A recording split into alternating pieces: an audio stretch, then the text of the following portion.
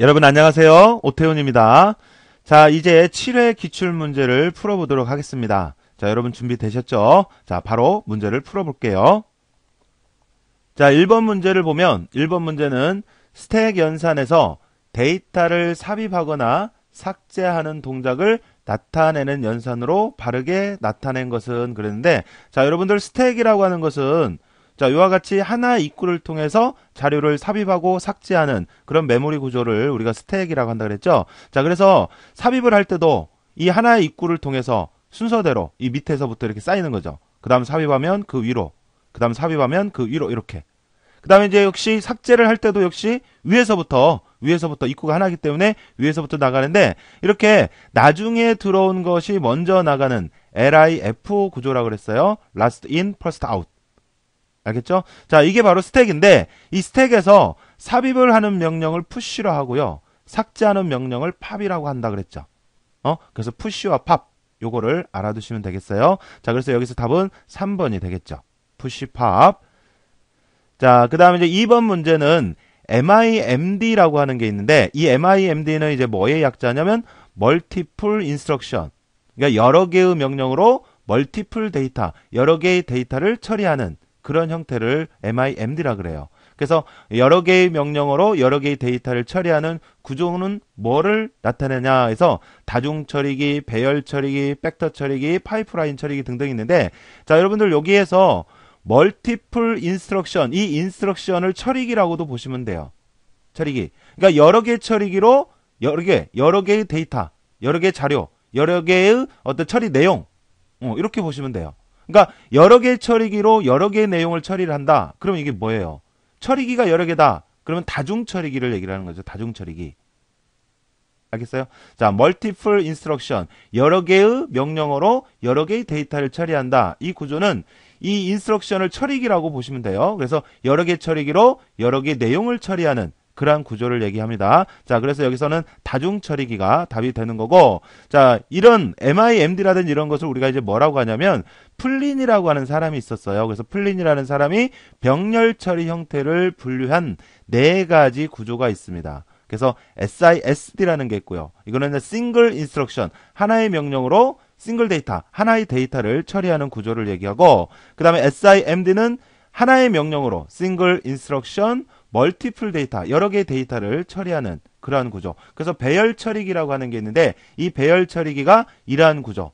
그러니까 하나의 명령으로 여러 개를 처리할 수 있는 그런 형태. 그래서 배열 처리기라고 하는 것은, 그러니까 처리 내용을 이렇게 여러 개로 나눠 놓고 이 어떤 지시하는 명령에 의해서, 하나의 명령에 의해서 얘네들이 동시에 수행하도록 하는 이런 거를 배열 처리라 그래요. 자, 그 다음에 MISD가 있는데, 이건 이제 Multiple Instruction, 여러 개의 명령으로 하나의 데이터를 처리하는 그런 형태고, MIMD가 이제 여러 개의 명령으로 여러 개의 데이터를 처리하는 그런 형태를 얘기합니다. 자, 그리고 여기 파이프라인이라는 게 또 있는데, 파이프라인도 이렇게 처리기가 있으면 이렇게 여러 개로 나누어서 처리를 하는데, 얘는 이제 수직적 구조예요. 수직적 구조. 요거는 수평적 구조고, 요거는 수직적 구조. 그러니까 여기에서 처리된 게 그 밑으로 이어지는 이런 형태.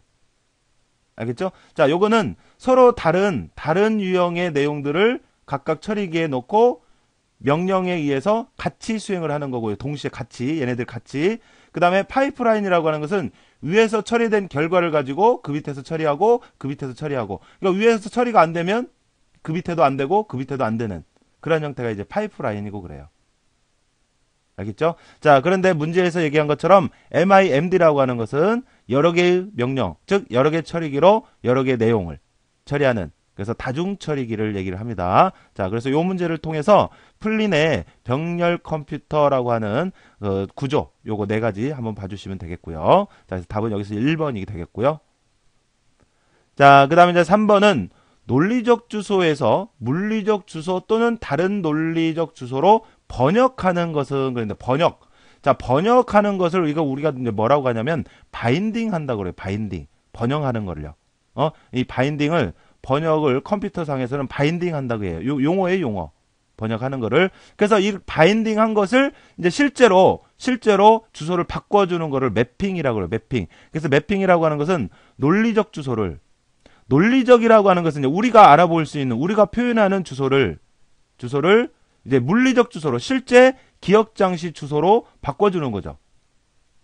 논리적 주소를 물리적 주소로 바꿔주는 행위, 이런 행위를 매핑이라고 하고요. 매핑이라고 하고, 이렇게 바꾸기 위해서 번역하는 거를 바인딩이라고 그래요. 바인딩.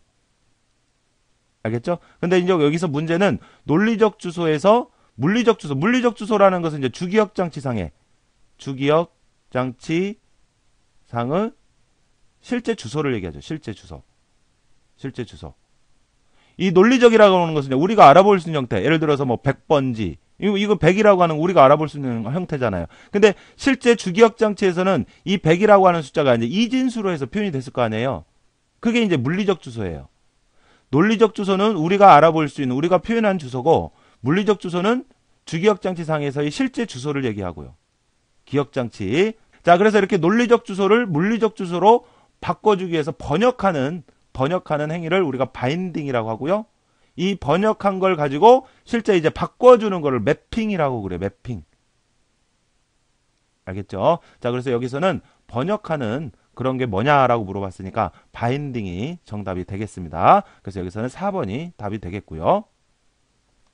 자, 그 다음 4번 문제는 컴퓨터의 중앙처리장치의 구성 부분에 해당되지 않는 것은 그랬는데, 자, 중앙처리장치는 기본적으로 연산장치와 제어장치 이렇게 구성이 되어 있고, 기억하기 위한 레지스터가 있고, 레지스터. 요거를 이제 우리가 이제 주기억장치 뭐 이렇게도 얘기를 했는데, 정확하게는 레지스터면 레지스터. 알겠죠? 자, 그런데 보조기억장치라고 하는 거, 요거는 CPU 구성 요소가 아닙니다.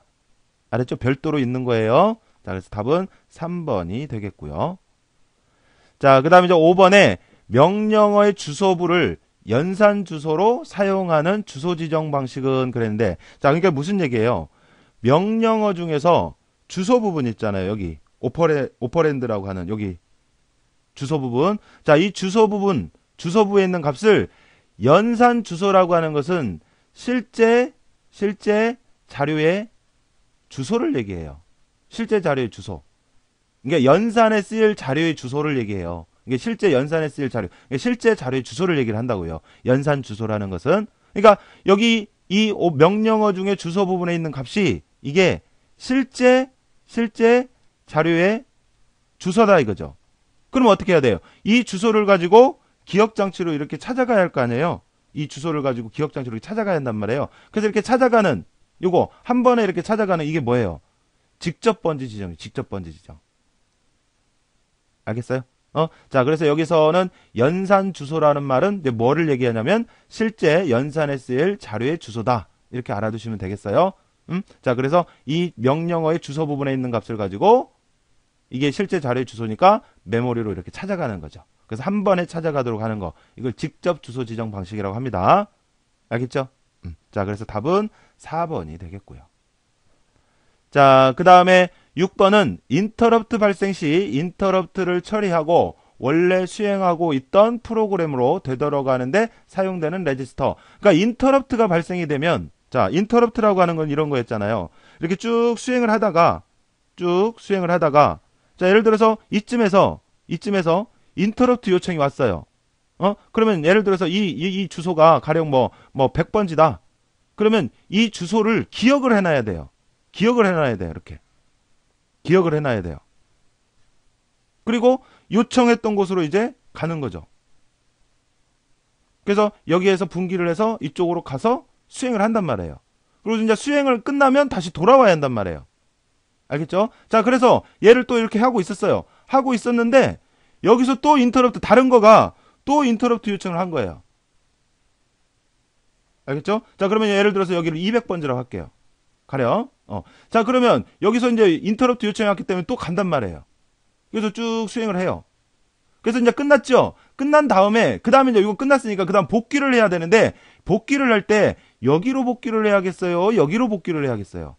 여기로 먼저 복귀를 해서 요거 마치고 그 다음 요거를 해야 한단 말이에요. 그러니까 요거를 먼저 복귀를 해야 한단 말이에요. 여기로. 그러면 이거 기억했던 거 요거는 어때요? 요것보다는 여기 100번지라면 여기보다는 나중에 기억된 거죠? 그죠? 그러니까 나중에 기억된 것부터 먼저 복귀를 해서 처리를 해야 한단 말이에요. 그럴 때 어떤 메모리 구조를 쓰냐면 스택이라고 하는 걸 써요. 왜? 스택이라고 하는 게 나중에 들어온 걸 먼저 삭제하고 하는 거잖아요. 그죠? 그러니까 처음에 100번지 기억하고 있다가 그 다음에 인터럽트가 또 왔어. 그러면 200번지에서 또 기억을 해놔요. 그래서 이제 얘가 끝나면 먼저 이곳으로 복귀를 해. 이걸 내보내서. 그 다음에 이제 여기 끝나면 그 다음에 여기 있던 거 요거 내보내서 또 이곳으로 복귀를 하는 거고 그래요. 알겠죠? 자, 그래서 인터럽트 발생 시 복귀 주소를 기억을 해야 되는데 어디에 기억을 하느냐? 스택에 기억을 시켜두더라 이거죠. 알겠어요? 인터럽트에서. 자, 그래서 여기서 답은 1번이 되겠습니다. 자, 그 다음에 7번 다음과 가장 관련 있는 장치로 옳은 것은 그랬네요. 자, 논리회로 가산기, 누산기, 감산기. 이거 뭐 하는 거예요? 가산, 덧셈하는 거고, 누적하는 거고, 빼는 거고. 이거 뭐 하는 거예요? 계산, 처리, 연산하는 거잖아요. 연산. 그죠? 그래서 가장 관계 깊은 것은 연산장치입니다. 자, 3번이 되겠고요. 자, 그 다음 8번은 전원이 꺼져도 내용이 그대로 저장되어 있는 메모리 비휘발성 얘기를 하는 거죠. 비휘발성. 자, 그럼 비휘발성이면 뭐예요? 대표적으로 이제 롬이 있겠고. 자, 근데 보기에는 롬은 없네요. 이 램이라고 하는 거 전부 다 뭐예요? 램이라고 하는 것은 전원을 끄면 지워지는 거예요. 그래서 플래시 메모리라고 하는 게 있죠. 플래시 메모리. 여러분 휴대용 저장 장치 있잖아요. 휴대용. 예를 들어서 뭐 스마트폰, 핸드폰, 스마트폰에 있던 메모리나 또는 USB라든지 뭐 이런 것들 있잖아요. 뭐 블랙박스라든지 이런 것들이 다 뭐예요? 플래시 메모리. 그래서 이런 것들은 전원이 꺼져도 어때요? 지워지지 않죠. 내용 그대로 유지되죠. 그죠? 자, 그래서 여기서 답은 1번이 되겠습니다. 자, 그 다음에 9번은 누를 때마다 온과 오프가, 그러니까 두 가지 상황이, 두 개의 상황이 두 가지가 있는데 두 가지 상황이 서로 번갈아 가면서 바뀌어지는 거예요.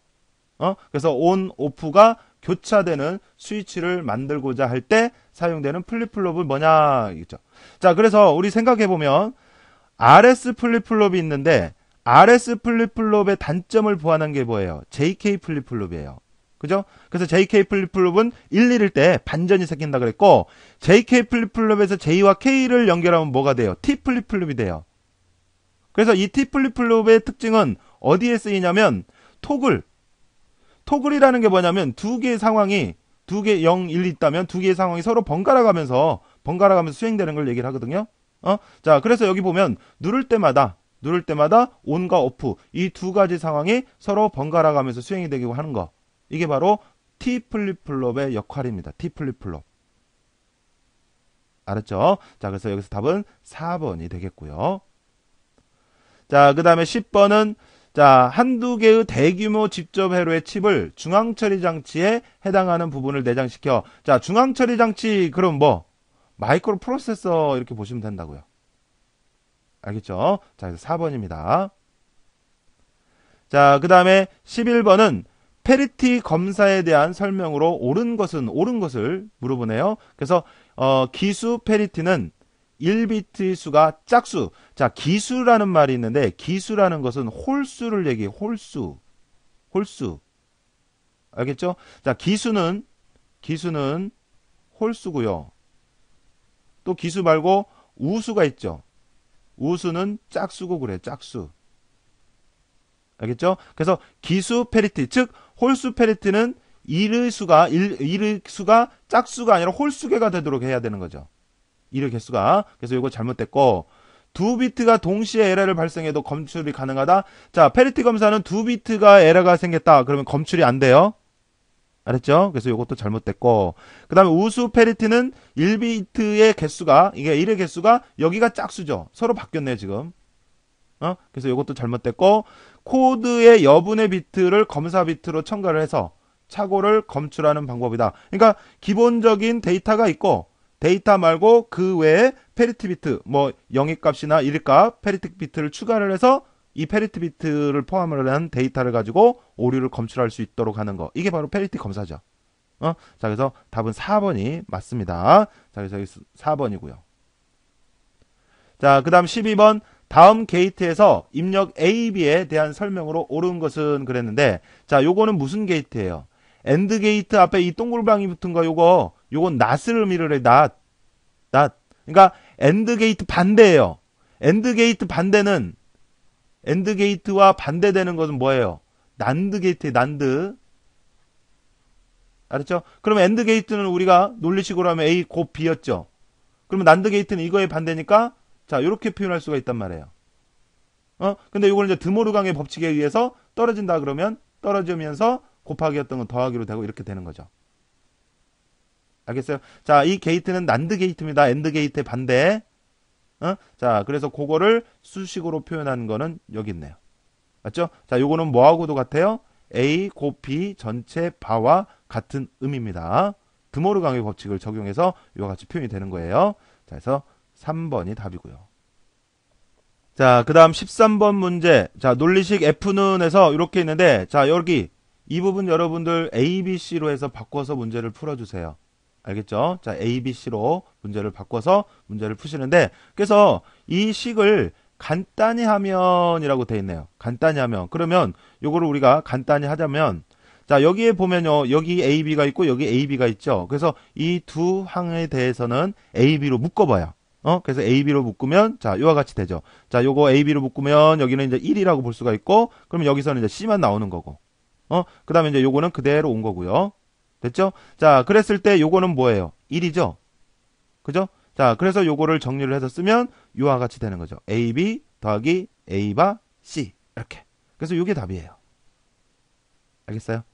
자, 그러면 답이 여기 있네요. 그래서 13번의 답은 2번이 되겠고요. 문제를 요와 같이 수정을 해서 문제를 푸세요. 자, 그 다음 14번이요. 자, 14번은 기계어의 오퍼랜드에는 주로 어떤 내용이 들어가느냐. 자, 명령어 중에서 오퍼랜드라고 하는 건 요 부분이잖아요. 요 부분. 여기 뭘 써요? 자료부 또는 주소부라고 하잖아요. 번지부. 그죠? 그래서 여기 주소, 어드레스. 여기는 이제 실제 수행할 명령어가 들어가는 거고요. 오피코드에는. 연산자 부분. 자, 그래서 여기서 답은 2번이 되겠고요. 자, 그 다음에 15번. 컴퓨터의 채널 부분이 위치하는 거. 자, 채널은 어디에 위치한다 그랬죠? 채널의 위치. 주기억 장치와 입출력 장치 사이에 있습니다. 알겠죠? 채널의 위치 한 번 더 체크를 해주시고요. 자, 채널의 위치는 주기억 장치와 입출력 장치 사이에 있다라는 거 요거 알아두시고요. 자, 그 다음 16번은 한 번에 1비트씩만 변하게 되기 때문에 기계적인 동작이나 이런 거에 적합한 코드는 그랬는데, 자, 여러분들 여러 가지 코드가 있는데요. 그 중에 그레이 코드라는 게 있잖아요. 그래서 그레이 코드를 우리가 이진수로 바꾸고 이진수를 그레이 코드로 바꾸고 했었는데, 한 번에 1비트씩만 변화된다. 자, 이걸 우리 어떻게 바꿨죠? 이진수를 그레이 코드로 바꾸고 갈 때, 일단 맨 앞에 있는 값은 그대로 내려오고요. 그 다음에 얘하고 익스클루시브 오어 연산해서 그 결과를 여기다 쓰고, 그럼 그레이 코드의 하나의 값이 되잖아요. 그 다음에 또 요거하고 익스클루시브 오에서 그 결과를 여기다 쓰고, 그 다음에 요거하고 익스클루시브 오에서 그 결과를 여기다 쓰고 했죠. 그러니까 이렇게 한 번에 요거하고에서 익스클루시브 오에서 그 결과를 여기다 쓰고, 이렇게 한 비트씩 변화되는 거예요. 한 비트씩. 거꾸로 하는 것도 마찬가지고요. 거꾸로 할 때는 그레이 코드를 이진수로 바꿀 때는 맨 앞에 있는 거 요건 그대로 내려오고 역시. 그 다음에 이제 요거하고 익스클루시브 오에서 그 결과를 여기다 쓰고, 이렇게 한 비트씩 변화를 한단 말이에요. 한 비트씩. 그게 어떤 코드냐? 그레이 코드다. 그레이 코드. 알겠죠? 자, 그래서 그레이 코드라고 하는 거 알아두시고, 그레이 코드에서는 또 하나 중요한 게 이렇게 이진수로 바꾸고 이진수를 그레이 코드로 바꾸고 하는 거, 이 교환 방법 요것도 알아두셔야 돼요. 알았죠? 그리고 그레이 코드는 주로 어디에 쓰냐면 AD 변환기, 아날로그 디지털 변환기 뭐 이런 데도 쓰인다라는 거. 요것도 기억해 주시고요. 자, 그래서 여기서 답은 2번이 되겠고요. 자, 그 다음에 17번. 다음 그림에서 A 값으로는 1010, B 값으로는 0101이 입력되었다라고 했을 때 그 결과는 요것도 마찬가지예요. 이런 문제 나오면 AB에서의 각각 1비트씩 이 식에 대입을 해보시라고요. 알겠죠? 자, 그래서 해보면, 자, 먼저 A가 1, 그 다음에 B가 0. 자, 됐습니다. 자, 그래서 1이 들어가는데 이게 뭐예요? 낫 게이트니까 여기 0이 되겠죠? 그러니까 여기로 들어가는 것은 0과 0이 지금 들어가는 거예요. 알았죠? 그러면 0과 0이 들어갔는데 이건 무슨 게이트예요? 난드 게이트예요. 난드 게이트. 자, 난드 게이트 여러분 보세요. 난드 게이트는 엔드 게이트의 반대이기 때문에 엔드 게이트가 0001 해서 모두 입력값이 1일 때만 1이었잖아요. 그죠? 그러면 난드 게이트는 그거의 반대니까 이렇게 나오는 거예요. 이렇게. 그러니까 모두 0일 때도 난드 게이트는 1이 나오는 거예요. 알겠어요? 그러니까 0과 0이 들어갔다. 그러면 난드 게이트는 뭐가 나오는 거예요? 1이 나오는 거. 1. 알겠죠? 알았죠? 자, 그 다음에 1이 들어갔어요. 그 다음에 여기 이렇게 해서 0이 들어가죠? 여기 A가 1이었을 때 낫 게이트를 통해서 하면 여기가 0인데 그 0의 값을 따갔잖아요. 그러니까 0과 1이 또 난드 게이트네요. 그럼 0과 1이 난드 게이트 정리를 해볼게요. 난드 게이트는 0, 0이 들어가고 0, 1이 들어가고 1, 0이 들어가고 1, 1이 들어가고 했을 때 엔드 게이트의 반대이기 때문에 이렇게 결과가 나온다고요. 알겠죠? 그러니까 아까 여기가 0이고 여기가 1이었단 말이에요. 그럼 0과 1이 들어가니까 이 결과가 뭐가 나오는 거예요? 0과 1이 들어가니까 1이 나오는 거예요. 알겠죠? 그래서 첫 번째는 1이 나오고 그 다음에 A가 0일 때 B가 1일 때를 한번 넣어봐요. 자, A가 0일 때 B가 1일 때. 그러면 A가 0이니까 낫 게이트를 통해서 여기 1이죠? 그러면 1과 1이 들어갔네요. 그죠? 그래서 1과 1이 들어갔는데 난드 게이트는 1, 1일 때는 0 나온다고. 여기 0이 나오는 거예요. 0. 알겠어요? 자, 그 다음에 여기 아까 1의 값을 이렇게 따갔으니까 여기 들어갈 때는 1과 0이 들어가는 거죠. 그러니까 1과 0이 들어갔으니까 뭐가 나오는 거예요? 결과로 1이 나오는 거죠. 1. 알았죠? 그래서 이런 식으로 하는데, 자, 이렇게 해서 이제 또 뒤에 것도 해보면 되겠지만, 보기를 보니까, 어때요? 1, 1 이렇게 돼 있는 거, 요게 답이겠네요. 나머지도 마찬가지로 해보시면 되겠죠. 알았죠? 자, 여기서 요와 같이 해보시면 되는데, 그러면 요와 같은 방법을 해보려면, 난드 게이트, 엔드 게이트, 오어 게이트, 노어 게이트, 이런 거에 대한 이런 진리표를 여러분들이 이해하고 계셔야겠죠. 알겠어요? 자, 그래서 여기서 답은 3번이 되겠습니다. 자, 그 다음에 18번은 일반적으로 컴퓨터의 CPU에서 하나의 명령어를 실행하기 위해서 이루어지는 동작 단계를 바르게 나열한 것은 그랬는데, 자, 일단 어떤 명령을 수행을 하기 위해서는 그 명령어를 먼저 꺼내와야 돼요. 그 꺼내오는 걸 뭐라고 하냐면 인출, 패치라고 하죠. 패치. 알겠죠? 자, 그래서 꺼내왔어. 그런 다음에 이제 뭐를 해야 돼요? 이게 어떤 명령인지를 알아야 그에 대한 실질적인 처리를 하죠. 그래서 그 해석하는 거, 이거를 뭐라고 하냐면 디코딩이라고 해요. 디코딩. 이 디코딩이라고 이게 해독한다는 얘기, 해독. 알겠죠? 그러니까 명령어를 꺼내와서 이게 어떤 명령어인지 해독을 하는 거예요. 알았죠? 그런 다음에 이제 뭐를 해요? 해독을 한 다음에는 그걸 이제 실행을 해야 되죠. 실행. 그리고 나서 그 실행된 결과를 기억장치에 저장을 하고, 이제 필요시 백업도 하고, 이렇게. 알겠어요? 자, 그러니까 명령어가 수행이 되는 기본적인 과정은 먼저 인출을 해서 그 명령어가 어떤 명령어인지 해독을 하고, 그 다음에 그 해독된 걸 가지고 이제 실행을 하고, 그 다음에 저장하고, 이렇게. 알겠어요? 해독한다는 얘기를 디코딩 한다고 해요. 디코딩. 알겠죠? 그래서 여기서 답은 2번이 되겠습니다. 자, 그 다음에 19번은 CPU에서 처리된 데이터나 기억장치에 저장된 데이터들이 전달되는 양방향의 전송 통로를 뭐라고 하냐. 그러니까 데이터라든지 또는 어떤 번지라든지 이런 것들이 서로 전달이 되고 하는 실질적인 통로, 이걸 뭐라고 하냐 이거예요. 뭐라 그래요? 버스라고 하잖아요. 버스. 그죠? 자, 그리고 여러분들 이 버스에도 보면 이렇게 세 가지 종류가 있었어요. 번지가 이동이 되는 번지버스, 자료가 이동이 되는 자료버스, 제어 신호가 이동이 되는 제어버스, 이렇게요. 그죠? 자, 그래서 번지라든지 실질적인 자료라든지 처리 신호라든지 이런 것이 실질적으로 이동이 되는 통로, 이걸 뭐라고 한다? 버스라고 하더라. 버스. 자, 그래서 답은 3번이고요. 자, 그 다음 20번요. 주소 접근 방식 중에서 약식 주소 표현 방식은 그랬는데, 자, 우리 주소 접근 방식에서 약식 주소라고 하는 거, 여기 보면 주소 표현 방식에서 완전 주소, 약식 주소, 생략 주소, 데이터 자신, 이렇게 네 가지가 있었죠. 그 중에서 이제 약식 주소라는 것은 주소 일부를 생략하여 주소 일부를 접속하거나 또는 계산을 통해서 기억장치에 접근할 수 있도록 표현된 것. 이거를 우리가 약식 주소라고 하죠. 약식 주소. 알겠어요? 그래서 계산을 이용을 해서 실제 자료의 주소를 계산하는 것은 약식 주소입니다. 약식 주소. 알겠죠? 그래서 답은 4번이 되겠습니다. 자, 그 다음 21번이요. 다음 SQL문에서 오더 바이 절의 의미를 옳게 설명한 것은 그랬는데, 자, 이 오더 바이 절이라고 하는 것은 SQL에서 이 정렬을 수행하도록 하는 구문이죠. 오더 바이. 자, 그래서 오더 바이 가산점 DESC. DESC는 descending, 즉 내림차순이죠. 내림차순. 큰 거부터 갈수록 작아지게 하는. 그 다음에 ASC는 오름차순이죠. 반대로. 그러니까 작은 거부터 갈수록 커지게 하는. 그러니까 지금 이 구문의 의미가 가산점을 가지고는 내림차순 정렬하고, 만약에 가산점이 같았을 때는 사원번호를 가지고 오름차순 정렬을 해라. 이런 얘기예요.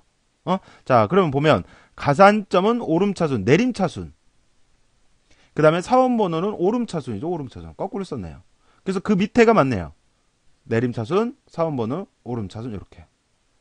여기 그룹으로 묶어 이렇게 처럼, 이건 그룹 바이죠. 그룹 바이. 알겠죠? 자, 그래서 답은 2번이 되겠고요. 자, 그 다음 22번은 다음 SQL 명령에서 distinct, 요거의 의미를 가장 잘 설명한 거. 요거는 무슨 의미예요? 중복된 것을 한 번만 표현하거나 중복된 걸 제거해라. 이런 의미잖아요. 그죠? 자, 그래서 select, distinct, 학과명 중에서 이제 중복이 되는 것은 한 번만 표현하겠죠. 그 다음에 from 학생 테이블에서 조건은 총점이 40보다 큰, 이게 조건이죠. 그래서 학생 테이블에서 총점이 80보다 큰 것들에 대한 학과명을 중복되지 않게 해서 표현을 해라. 이런 얘기예요. 알겠죠? 자, 그래서 학과명이 중복되지 않게 검색한다. 이게 맞는 얘기네요. 그죠? 자, 그래서 답은 1번이 되겠습니다. 자, 그 다음에 23번은 데이터베이스 관리 시스템의 필수 기능. 자, 뭐예요? 정의 기능, 조작 기능, 제어 기능. 이렇게 세 가지 기능이 있죠. 연산 기능 이런 건 없습니다. 그래서 답은 1번이고요. 자, 그 다음에 24번은 프리젠테이션을 구성하는 내용을 하나의 화면 단위로 나타낸 것은, 자, 프리젠테이션은 한 화면 단위로 나타낸다 그랬죠. 이 화면을 뭐라 그래요? 이거를 슬라이드라 하죠. 슬라이드. 알겠죠? 그래서 답은 2번이 되겠고요. 자, 그 다음에 25번은 스프레드시트의 주요 기능과 거리가 먼 것은 그랬네요. 스프레드시트 탁상 출판 기능. 탁상 출판이라고 하는 것은 이제 우리가 뭘 얘기냐면 컴퓨터를 이용해서 인쇄물 있죠. 인쇄물을 만들어내는 그런 기술을 우리가 탁상 출판이라 그래요. 알겠죠? 자, 근데 스프레드시트에 이런 인쇄물을 만드는 이런 기술은 없다고요. 그죠? 문서 작성 기능이 있고요. 그 다음에 차트 작성 기능이 있고요. 자동 계산 기능이 있고요. 그래서 답은 1번입니다. 자, 그 다음에 26번은 다음 중 프리젠테이션을 사용하기에 적합하지 않는 것은, 자, 과제 발표할 때, 그 다음에 강의 자료, 그 다음에 뭐 상품 선전할 때, 그 다음에 독후감 쓰기. 책을 읽고 독후감을 쓰는 거는 프리젠테이션, 뭐 파워포인트로, 물론 파워포인트 할 수도 있겠죠. 하지만 요거보다는 한글 프로그램으로 문서를 작성을 하는 게 가장 효율적이겠죠. 그죠? 그래서 여기서 답은 4번 이렇게 해서 보시면 되겠고요. 자, 그 다음에 27번 테이블을 제거할 때 사용하는 SQL. 자, 테이블 자체를 지운대요.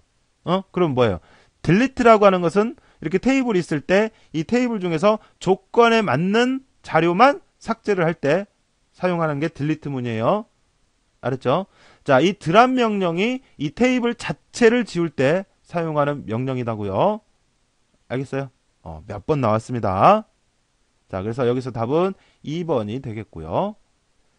자, 그 다음에 28번은 다음에 데이터베이스 설계 항목들을 순서대로 옳게 나열한 것은 그랬네요. 자, 그러면 우리가 이제 데이터베이스를 만든다 라고 했을 때 일단은 사용자가 뭐에 대한 데이터베이스가 필요한지, 그래서 사용자가 뭘 요구를 하는지 먼저 요구 조건을 먼저 분석을 해요.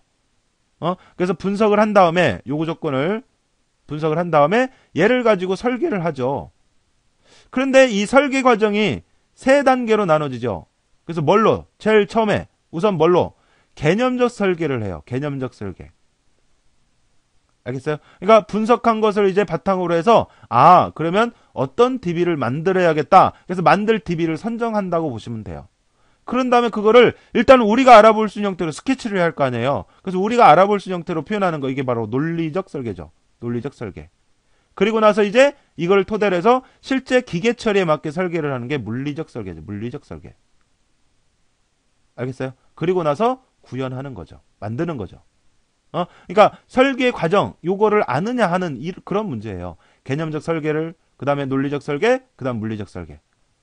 알겠죠? 자, 그래서 요게 1번 그 다음에 개념적 설계 요게 2번 그 다음에 논리적 설계 요게 3번 그 다음에 요게 4번 그 다음에 요게 5번 이러겠네요.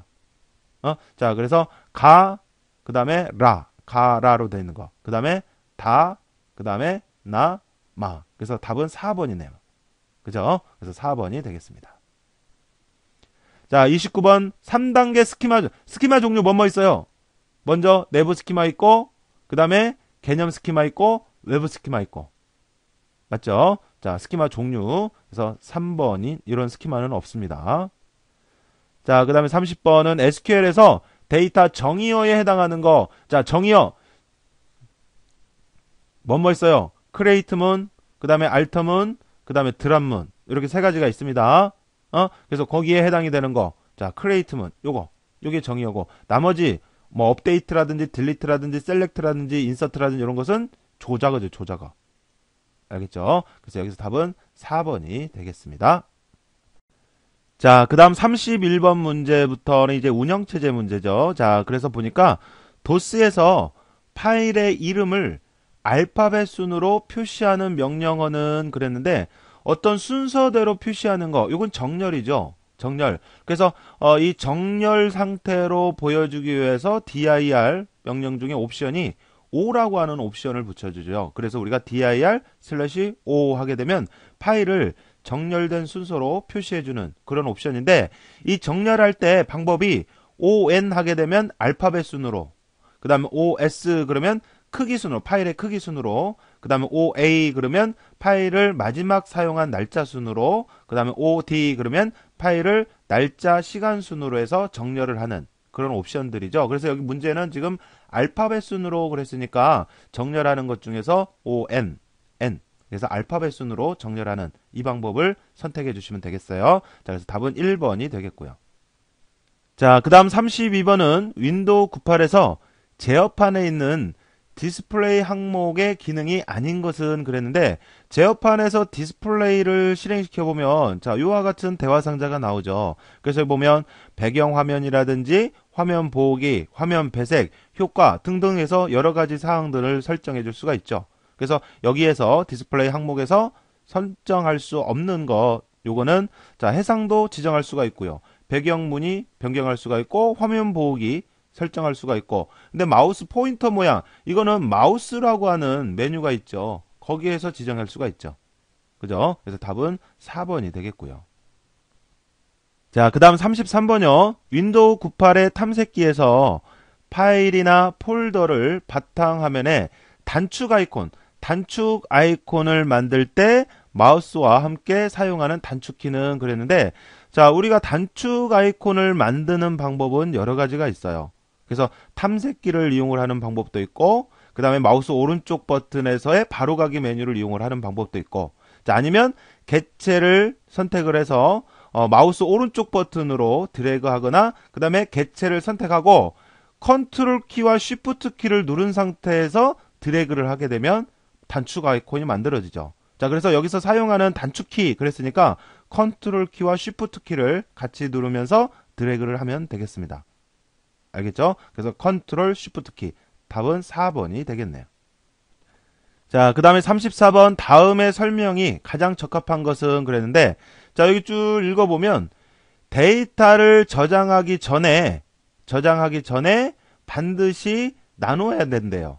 뭘로? 섹터로. 그러니까 이 섹터와 그 다음에 트랙을 만들어주는 초기화 과정 하는 거죠. 이걸 뭐라고 해요? 포맷이라고 하죠. 포맷. 그죠? 그래서 디스크는 자료를 저장하기 전에 반드시 섹터와 트랙이 있어야 섹터와 트랙을 만들어야 거기에 자료를 저장하고 할 수가 있는데, 트랙과 섹터를 만드는 과정, 초기화하는 과정, 그거를 포맷이라고 합니다. 포맷. 알겠죠? 그래서 답은 4번이 되겠고요. 자, 그 다음 35번이요. 윈도우 98의 탐색기에서 파일이나 폴더를 같은 드라이브로 이동을 한다든지 선택하는 방법으로 틀린 것은 그랬네요. 자, 같은 드라이브 내에서 이동을 하거나 또는 파일을 선택하는 방법. 그래서 첫 번째 보니까 비연속인 여러 개의 파일이나 폴더를 선택할 경우 Shift 키를 이용을 한다라고 했는데, 비연속적인 데이터를 선택을 할 때는 Shift 키가 아니라 컨트롤 키죠. 컨트롤 키. 컨트롤 키. 맞아요? 컨트롤 키고, 이제 연속적인 데이터를 선택을 할 때 Shift 키를 이용을 하죠. 그죠? 그래서 1번이 틀렸네요.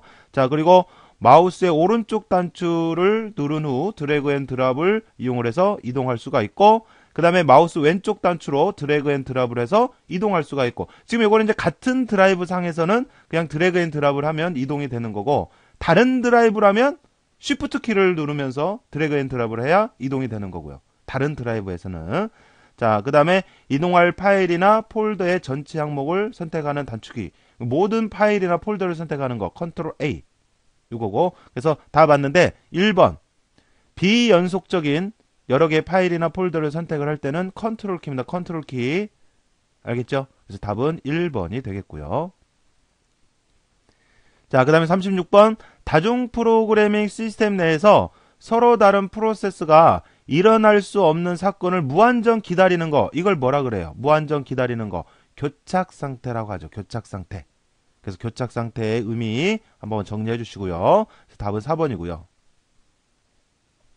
자, 그 다음 37번 다음이 설명하고 있는 것은 그랬는데, 자, 컴퓨터 시스템을 구성하고 있는 하드웨어 장치와 일반 컴퓨터 사용자 또는 컴퓨터에서 실행되는 응용 프로그램의 중간에 위치해서 사용자들이 보다 쉽고 편리하게 컴퓨터를 이용할 수 있도록 하는 관리 프로그램을 뭐라고 하느냐? 이걸 뭐라 그래요? 운영체제죠, 운영체제. 그죠? 그래서 운영체제에 대한 설명입니다. 그래서 답은 2번이고요.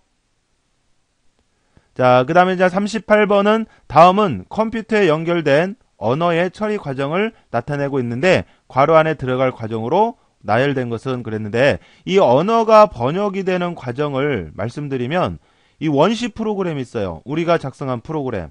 이걸 이제 번역을 하죠. 그래서 언어 번역 프로그램, 뭐 컴파일러라든지 인터프리터라든지 뭐 이런 것들에서 번역을 하게 되면 목적 프로그램이 만들어져요. 이 목적 프로그램이라고 하는 게 이제 기계어로 바꿔진 상태를 얘기를 한다 그랬어요.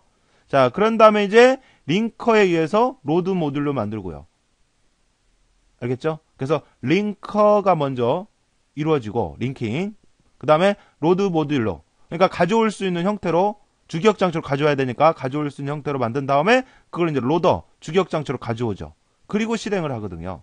그래서 순서대로 이루어지는 것은 번역을 한 다음에, 그 다음에 링킹을 하고, 그 다음에 로딩을 하는 거죠. 알겠죠? 그래서 들어갈 거는 링킹이 먼저 오고, 그 다음에 주기억장치로 가져오는 거, 이걸 로딩이라고 한다고요. 로딩. 알겠어요? 링킹. 자, 요 순서로 오게 되겠습니다. 그래서 답은 1번이 되겠네요. 자, 그 다음에 39번은 운영체제를 구성하는 프로그램 중 처리 프로그램에 해당하는 거. 자, 처리 프로그램에는 뭐 있어요? 처리 프로그램에는, 자, 언어 번역 있고, 그 다음에 서비스 프로그램, 그 다음에 문제 분석, 문제 프로그램, 뭐 이렇게 있죠. 그죠? 그래서 여기에 해당이 되는 거. 자, 감독 프로그램, 작업 관리, 데이터 관리, 이것은 제어 프로그램에 해당이 되는 거고, 언어 번역 프로그램, 요게 처리 프로그램에 해당이 되겠네요. 그래서 답은 3번이고요. 자, 그 다음에 40번 유닉스에서 사용할 수 있는 편집기가 아닌 것은 그랬는데, 이 편집기 종류 유닉스에서 뭐 있어요? VI, ED, EX, EMAX 이런 것들이 있죠. 그죠? 유닉스 편집기. 자, ET라고 하는 거 이런 건 없습니다. 자, 그래서 답은 4번이고요. 자, 그 다음에 41번은 도스에서 숨겨진 파일의 속성. 자, 숨겨진 파일, 히든 파일 H인데 속성을 지정을 한다 그러면 플러스죠. 해제를 하면 마이너스고. 그죠? 자, R은 자, 읽기 전용으로 하는 거. A는 백업. 그 다음에 S는 시스템 파일, 그 다음에 H가 이제 히든 파일. 맞죠? 자, 그래서 답은 4번이 되겠습니다. 자, 그 다음 42번은 도스에서 config.sys, 이게 환경 설정 파일인데, 이 파일에 last drive는 D라고 설정을 했을 때, 요거의 의미는, 자, 이 last drive라고 하는 거, 요건 뭐라 그랬어요? 드라이브 개수를 지정을 하는, 그런 옵션 명령어라 그랬잖아요. 드라이브 개수. 알겠죠? 자, 그래서 답은 4번이고, 그 다음에 여기처럼 라스트 드라이브는 D라고 하게 되면 최대 드라이브 개수가 4개가 된다라고 하는 거. 요거 제가 수업을 할 때 일러드린 내용입니다. 자, 그래서 라스트 드라이브라고 하는 거, 요거는 드라이브의 최대 개수를 지정을 할 때 쓰는 명령, 옵션이고, 거기에 는 D라고 지정을 하게 되면 최대 4개까지 지정이 된 거다. 이런 의미라고요.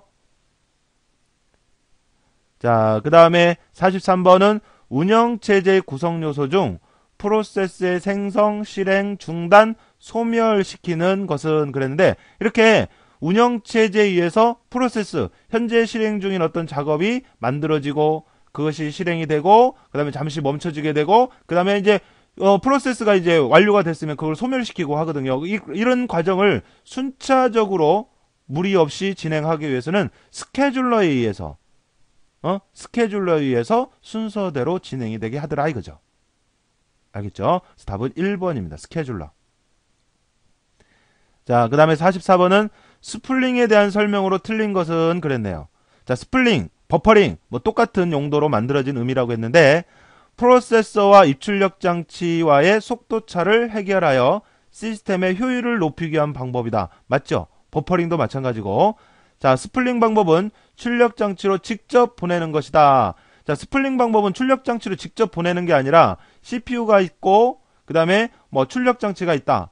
그러면 이 CPU가 중간에 있는 디스크라고 하는 매체에 보내고, 이제 디스크에 있는 것을 출력 장치가 가져가서 출력을 하고 하는, 이게 바로 스플링이죠. 그죠? 그래서 스플링 방법은 출력 장치로 직접 보내는 게 아니에요. 중간에 디스크라고 하는 공간에다 보내는 거예요. 알겠죠? 그래서 2번이 잘못됐고요. 중간 매체를 버퍼를 이용을 하면 버퍼링인 거고요. 자, 그래서 2번이 여기서는 잘못되었습니다.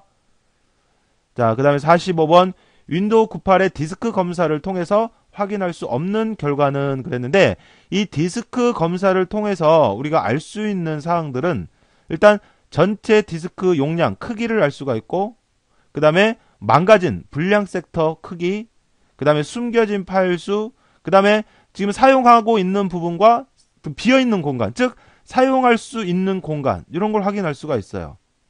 그 다음에 각 할당 단위라든지 전체 할당 단위, 사용할 수 있는 할당 단위, 이런 것들을 알 수가 있어요. 알겠어요? 자, 그래서 총 디스크 공간 알 수가 있다고요. 사용할 수 있는 할당 단위수 알 수가 있다고요. 숨겨진 파일의 수 알 수가 있다고요. 근데 불량 섹터에 저장돼, 그러니까 불량 섹터의 크기를 알 수가 있는데, 불량 섹터 그 부분에 있던 파일의 종류는 알 수가 없어요. 그러니까 우리가 디스크가 이렇게 쭉 있으면, 이렇게 이제 트랙이 있단 말이에요. 트랙이 있고, 그 다음에 이제 이렇게 섹터가 만들어진단 말이죠. 포맷을 하게 되면, 그러면 어떤 이 검사를 하게 되면, 불량 섹터라고 하는 것은 이 물리적으로 해서 이 디스크에 손상이 된 거예요, 지금. 그래서 불량 섹터의 크기가 얼마만큼, 자, 이만큼이 불량하다. 쓸 수가 없다. 그러면 그 쓸 수 없는 크기는 알 수가 있는데, 이 부분에 저장되어 있던 이 파일에 대한 정보는 알 수가 없어요. 알겠죠? 자, 그래서 여기서 답은 4번이 되겠습니다. 자, 그 다음에 46번 다음 문장에 디시스템, 이 시스템이 의미하는 것은 그랬는데, 자, 쭉 읽어보시면 여기 보면 프로그램 인 더 시스템, 그러니까 시스템 안에 있는 프로그램은 주어진대요.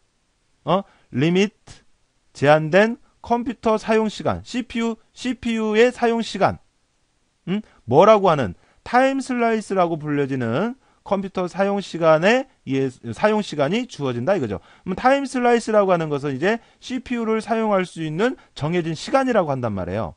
정해진 시간. 그래서 똑같이 어떤 경우든지 간에 이 타임 슬라이스에 의해서 똑같이 시간을 분할해서 처리하도록 하는 거. 이게 뭐예요? 시분할 방식이죠. 시분할 방식.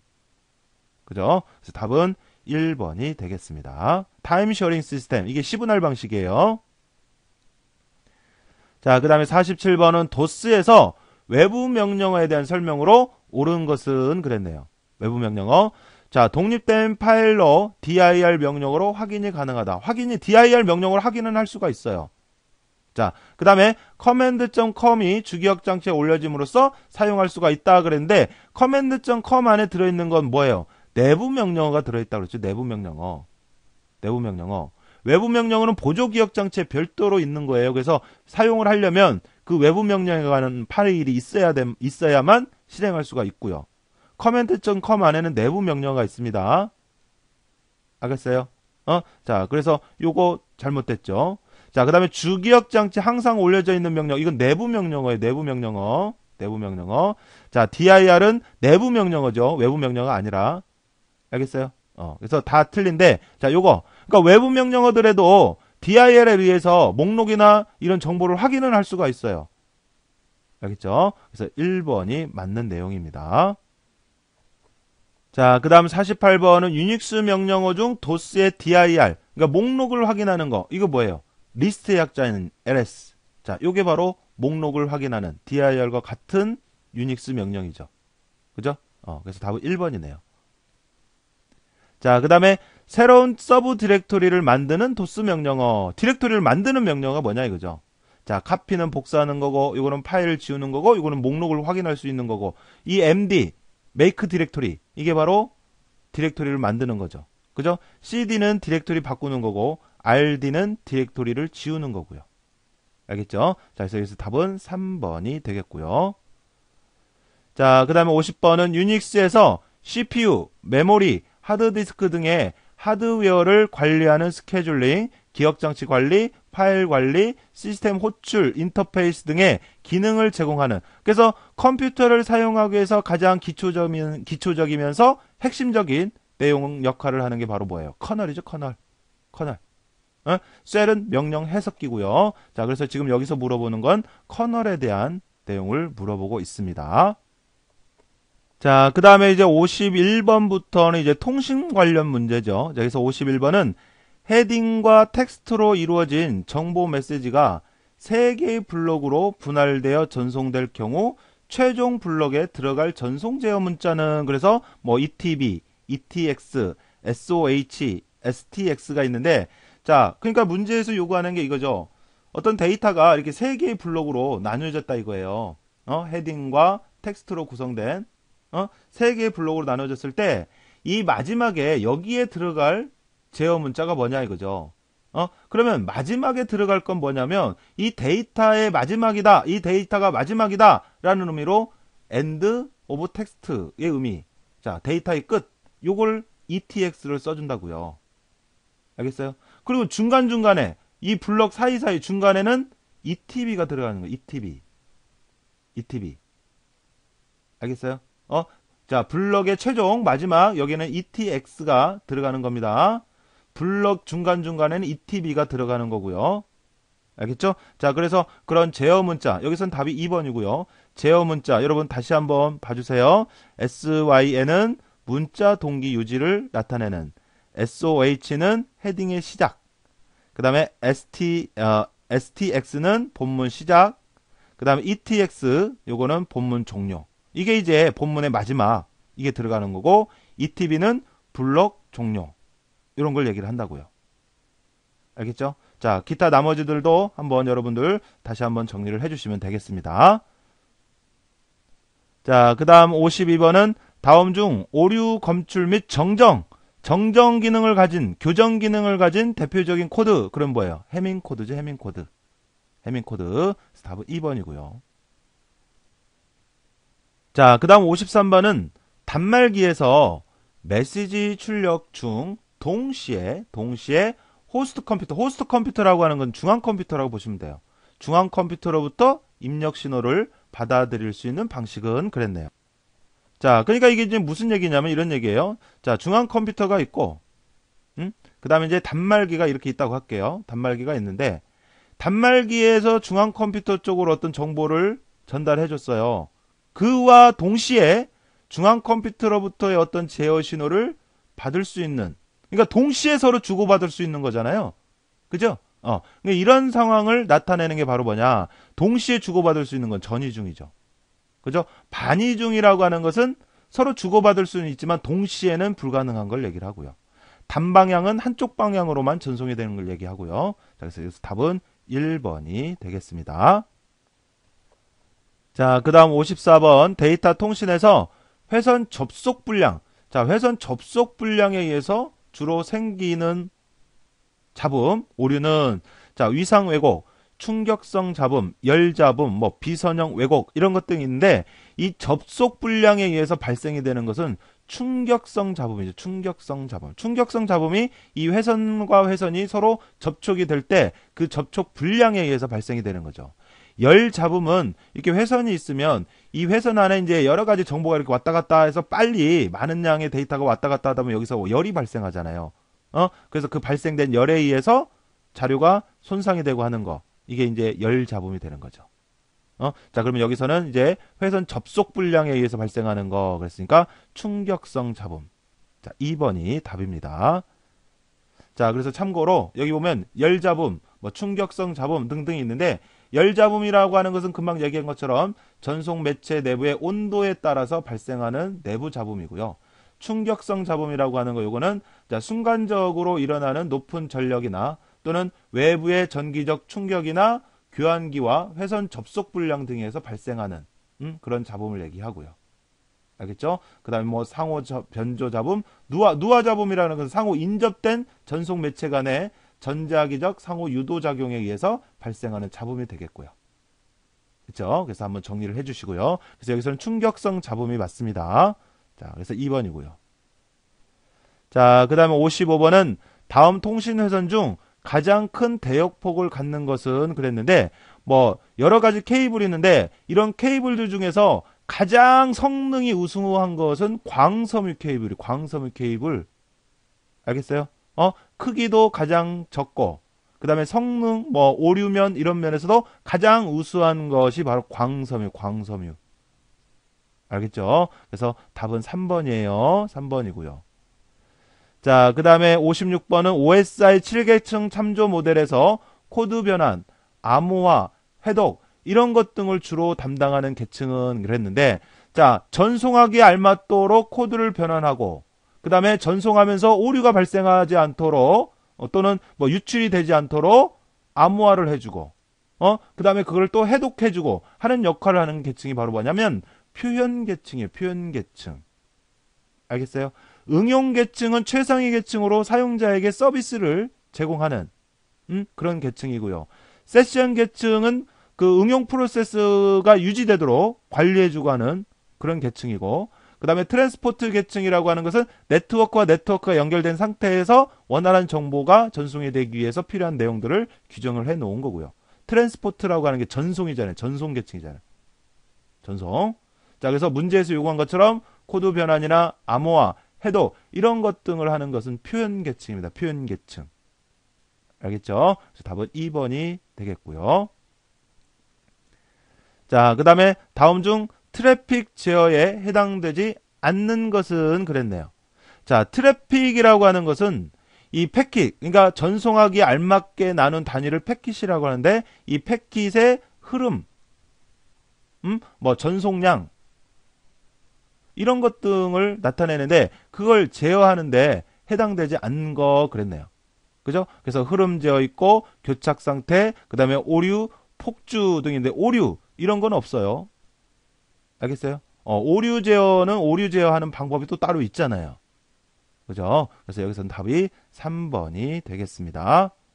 자, 다시 한번 정리해보면 트래픽 제어의 종류. 자, 이렇게 세 가지가 있어요. 흐름 제어, 폭주 제어, 교착 상태 방지. 이렇게 오류 제어는 아니에요. 트래픽 제어에 해당되는 사항이 아니고요. 자, 그 다음에 이제 58번은 내내 망 구성 형태로 적합하지 않는 것은 그랬는데 성형, 그 다음에 링형, 버스형이 있는데 그물형, 망형은 랜에서 사용하는 형태가 아니에요. 그러니까 랜은 근거리 통신망 랜은 성형 구조로 연결을 하거나 성형, 그 다음에 링형으로 이렇게 해서 연결을 하거나 그 다음에 버스형으로 해서 연결을 하거나 해서 구성이 됩니다. 그물형은 낸에서 사용하는 방법이 아니고요. 알겠죠? 답은 4번이고요. 자, 그 다음에 59번 PCM 통신 방식에서 PAM 신호를 허용된 몇 단계 레벨 값으로 근사화시키는 과정은 그랬는데, 자, PCM 펄스 코드 변조의 그 진행 과정. 자, 먼저 표본화를 하죠. 표본화. 이 표본화라고 하는 게 뭐예요? 이렇게 아날로그 신호가 있으면 이걸 이렇게 일정한 크기로 나눈다고 그랬잖아요. 이게 바로 표본화예요. 알겠어요? 그러면 나눈 다음에 그 다음에 이 아래에서 여기 만나는 이 거리, 높이를 수치화를 하거든요. 그래서 그거를 이제 미리 정해진 레벨로 해서 근사값으로 해서 해주는 거. 이게 바로 뭐예요? 양자화예요. 양자화. 그런 다음에 그거를 이진수로 바꾸는 부호화가 들어가고요. 부호화는 이제 이진수로 바꾸는 겁니다. 이진수. 그래서 여기까지가 송신 측이고, 그 다음에 이제 받는 쪽에서 이거를 이제 복호화를 해서 확인할 수가 있고, 그 다음에 이제 나중에 여파화까지 이렇게. 알겠어요? 자, 그래서 문제에서 요구하는 것처럼 몇 단계, 미리 정해진 몇 단계 레벨로 근사화 시키는 거. 이거는 양자화예요. 양자화. 표본화는 나누는 거고요. 알겠죠? 그래서 답은 1번이 되겠습니다. 자, 그 다음에 60번 비디오 데이터의 압축 및 복원과 관련이 깊은 것은 그랬는데, 여기 보면 여러분들 컴퓨터로 어떤 영상을 보거나 또는 뭐 어떤 음악을 듣거나 할 때 코덱이라고 하는 게 필요해요. 코덱이라고. 그래서 코덱이라고 하는 것은 아날로그 데이터를 전송하기 위해 디지털 형태로 변환을 하고, 또 이러한 디지털 형태를 원래 아날로그로 복구하는 신호 변환기죠. 그래서 비디오 데이터의 압축이나 복원 이런 데 주로 사용하는 신호 변환기가 바로 코덱입니다. 코덱. 알겠죠? 그러니까 원래 아날로그 형태를 디지털로 바꿔서 전송을 하는 거예요. 디지털로.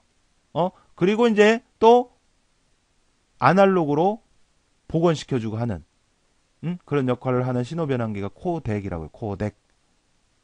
알겠죠? 그래서 답은 2번이 되겠습니다.